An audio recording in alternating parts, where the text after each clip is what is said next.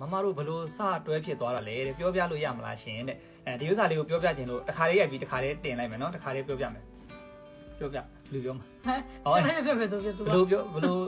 တွဲဖြစ်တာလဲဆိုတော့သူနဲ့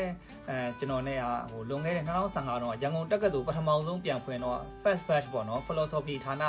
ဟိုတငယ်ချင်းတွေပထမတစ်နှစ်အကြောင်းတက်ပြီးတော့ဒုတိယတစ်နှစ်2015ခုနှစ်မှာကြီးသားတွေဖြစ်သွားတာပေါ့နော်တက္ကသိုလ်မှာတငယ်ချင်းတွေအဲ့လိုနေရင်းနေပြီးတော့ရေးသားတွေဖြစ်သွားကြတာပါအဲ့ဒါ တက္ကသိုလ်ဆောက်ခွင့်တာ2014ပါ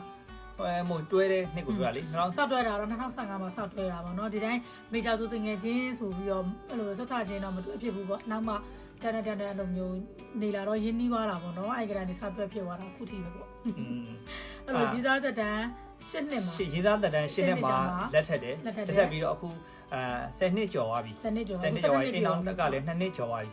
ပြီးတော့အဲ့ဒီဟို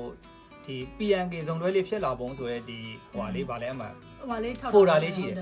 playlist ရှိတယ်အဲ့မှာတွားကြည့်လို့ရတယ်ကျွန်တော်2ယောက်အကြောင်းလေးတွေအများကြီးပဲတင်ထားတယ်ပေါ့နော်အဲ့လိုပျော်စရာလေးတွေပေါ့ကြည့်တဲ့လူတွေကြည်နူးမနူးတော့မသိဘူးကိုယ့်အနေကိုတခါကျစိတ်ညစ်ကိုယ့်ရဲ့ TikTok account နဲ့ကိုပြန်ဝင်ပြီးတော့အဲ့ဟာလေးလိုက်ကြည့်နေတာအဲ့လိုပြုံးနေတာတကယ်စိတ်ချမ်းသာဖို့တော့ကောင်းတယ်ဒီ10နှစ်ပြည့်တုန်းကလည်းအမတို့ဒီအမတ်တရထပ်ပုံလေးရိုက်ထားတာလေးဟုတ်တယ်ပြီးတော့ဒီသူရေးသားစကားဘယ်လိုပြောခဲ့လဲဆိုတာလေပြန်ပြောတဲ့ဟာလေးတွေရောပေါ့လေဒီမှာတင်နာပေးတာရှိတယ်ပေါ့နော်အဲဒီမှာလေးကမသိသေးလို့ပြင်မဲ့အဲ့လေးတွားပြီးတော့ကြည့်လို့ရပါတယ်လို့သိတဲ့လူတွေတော်တော်များသဘောကျတယ်အဲ့လေးတော်လေးသိနေပါပြီပေါ့နော်မတို့ကဘယ်လိုစပြီးတော့ကြိုက်ခဲ့လဲဆိုတာလေးပေါ့လေအဲ့ခုနဟို10နှစ်ပြေတော့ကလေတက္ကသိုလ်ထဲမှာသူနဲ့ဟိုရေးသားဘွားနေပြီးတော့အဲ့လိုရေးသားဘွားမှာဘယ်လိုဖြတ်တန်းခဲ့တဲ့ဟာလေးတွေကိုအဲ့တက္ကသိုလ်ကိုပြန်ပြီးတော့ရန်ကုန်တက္ကသိုလ်မှာဓာတ်ပုံလေးတွေနဲ့ဗီဒီယိုလေးတွေပြန်ပြီးရိုက်ထားတာလေးရှိတယ်အဲ့လေးလည်းကြည်နူးစရာလေးပါလို့အဲ့လာပြောပြတာပါအခုသူနဲ့က